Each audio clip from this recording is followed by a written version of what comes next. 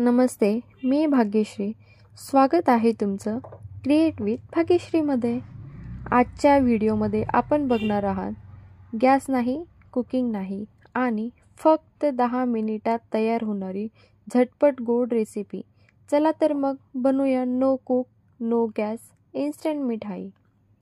सर्व साहित्य कॅप्शनमध्ये दिलेली आहेत. Paneer, sugar powder, coconut powder, इलायची पावडर आणि मिल्क पावडर हे सर्व साहित्य मिक्सरमधून एकत्र करून घ्या. तयार मिश्रणाचे 2 भाग करा. पहिल्या भागात आवडीनुसार फूड कलर आणि ड्रायफ्रूट्स मिसळा. आता दुसरा भाग लाटून घ्या.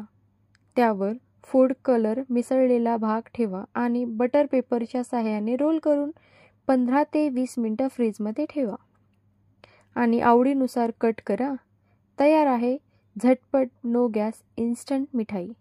व्हिडिओ आवडला तर लाईक, शेअर आणि सबस्क्राईब करायला विसरू नका. भेटू पुढच्या रेसिपीत.